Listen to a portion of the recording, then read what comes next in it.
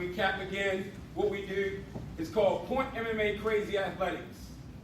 So I'm 51 years old, but since I was 6 years old, if anybody came up in the 70s, you always was outside doing something. You was climbing trees, you was flipping off cars, you was jumping from a roof to a roof. Sometimes your parents would say, go outside and make sure you're back at 9 o'clock. And you were active. You had no time to sit around and not be creative. You were in shape. You were busy playing stick man, playing hide and go seek. You were doing something. I mean, anybody agree? Yes, yes sir. But now we live in a society where our kids are not active.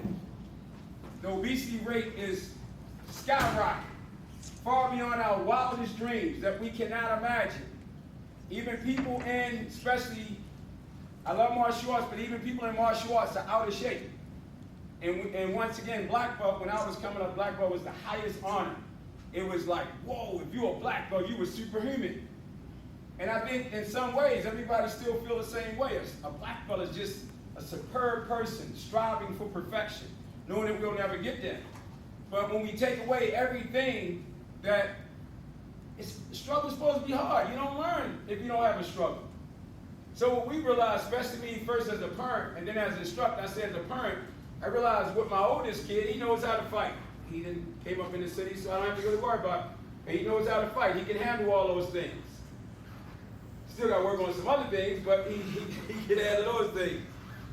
But I got another young man coming up, and another one that ain't going to never be in the city. But they're going to encounter those sort of emotions that come up in those type of kids. Suppose he's on the basketball team and he's going up against a couple of kids who we call got some swagger where all they fighting for is something to eat at home. I was one of those kids. That's all they fighting for. So the only thing they got is sports. The only thing I had was martial arts. So how can I get my son or the kids that I work with to be able to develop that confidence and that little bit of attitude where regardless of what, they can overcome an obstacle with confidence? That's where Point MMA came about. So when we look at martial arts again, when we see all the sparring gone, how many people sparring at school right now? Okay. But all the sparring is gone, and they don't allow people to go to competitions, and then even some of the people that do spar, when we say get into certain fighting stances, their technique don't look good.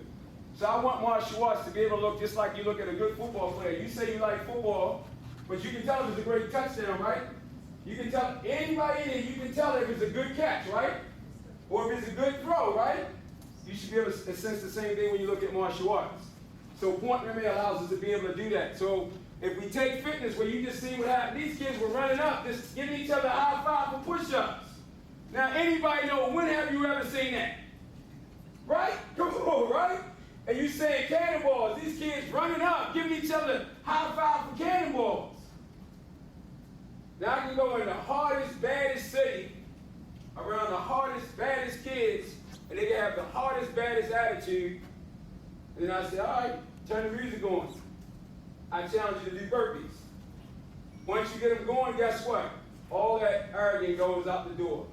Now, even if, am I right, Mr. Martin? Yes, sir. It could be 100 kids. They'll just jump up. You can get the dads and the moms. Everybody get up and want to go. Because what are the two things? Exercise and competition. Everybody like that. In a friendly manner. And nobody wins. And nobody loses. But we all achieve something. That's why the number don't matter. Because the only number that matters is what number they get inside their hearts and souls. And can't nobody take that away from them.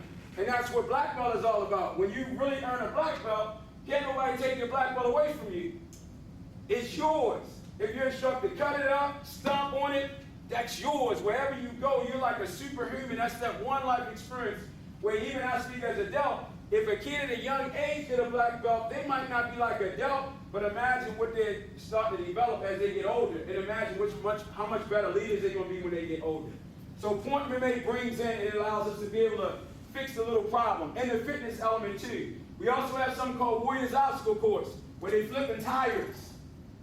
All the stuff you probably see on TV, or they running through the, the little, the little ladders, and they doing the battle ropes and all of that.